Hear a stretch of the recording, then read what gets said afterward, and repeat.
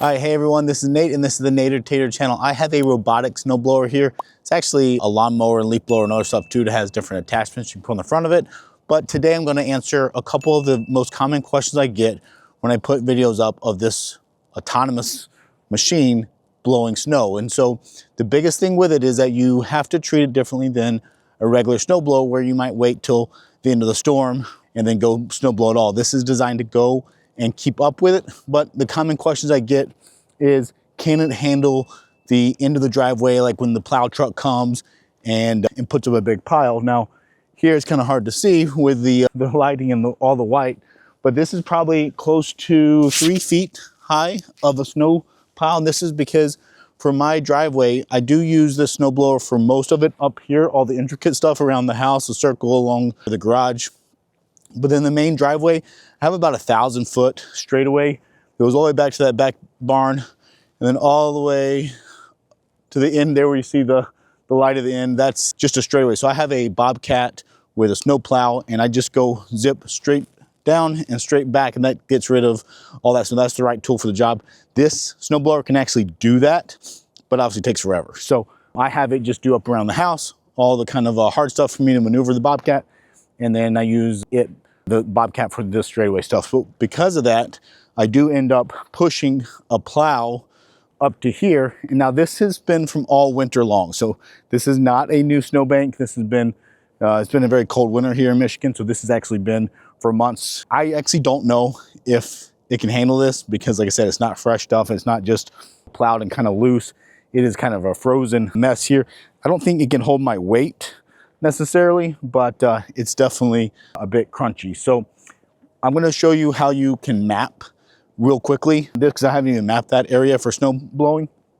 Do a quick mapping, and then I'm going to send it and just see what does it do. All right, so you can see here I got my Tater bot. I'm going to go into my yard. I'm going to edit the map so that I can add this little area, and you can see I can zoom into here. This is where I'm at, and I'm going to just click add an area. All right, so I'm going to hit start here, and now it's going to record what I'm doing. Now I'm actually going to just try to do a straight line here.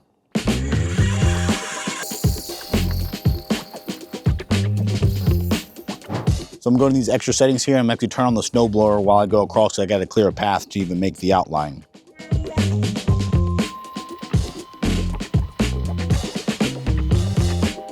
Okay, but this is a pretty good hint of what we're gonna get here. Now, this is obviously not the deepest part, but I'm gonna see how it does here.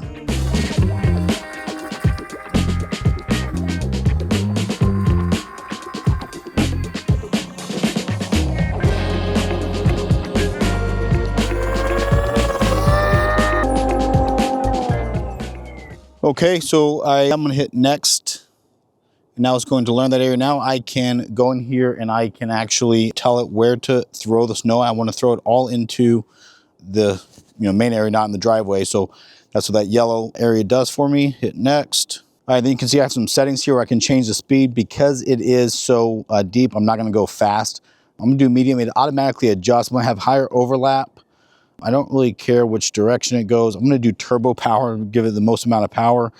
And I can change the route pattern. I'm going to try parallel, minimum auger height. I'm going to bring it up because this is on grass, so it's not ideal. It's probably going to get stuck. I think it's going to happen, but I can go and save it and tell it to go again. So we'll see what happens if I keep it at a 1/2 inch, if that's good enough to keep it from getting too stuck. And then we can change the auger height. I just make it higher because it's kind of cool to watch how far it goes.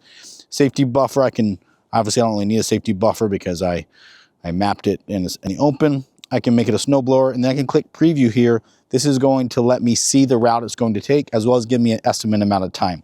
So here's what it's going to do, and if I don't like that, I can of course change it. Because it's kind of a weird shape, it has that little jog in that bottom right corner, but that should be okay. So this circle one is going to keep it going back and forth. That's what I wanted, because this is some really deep stuff.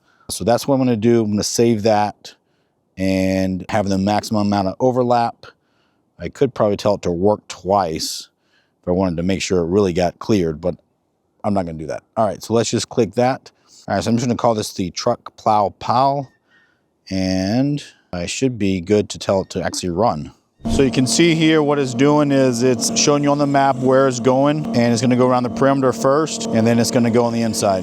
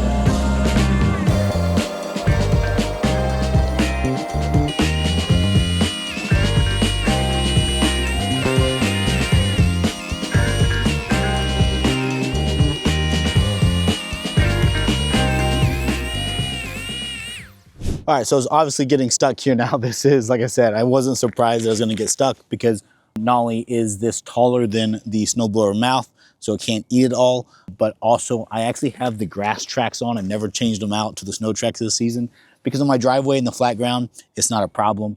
But obviously when it's trying to go through this over deep stuff, the grass tracks are not helping. They do have snow tracks that have even studs in them, but I'm able to manually drive this thing and get it going. So I'm gonna keep doing that, and then I'll go back to automatic mode.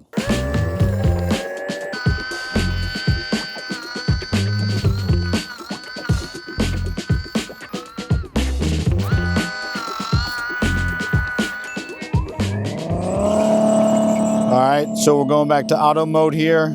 All right, I can even switch it to camera view, and you can see it's loading up the cameras. It's got 4 cameras on it.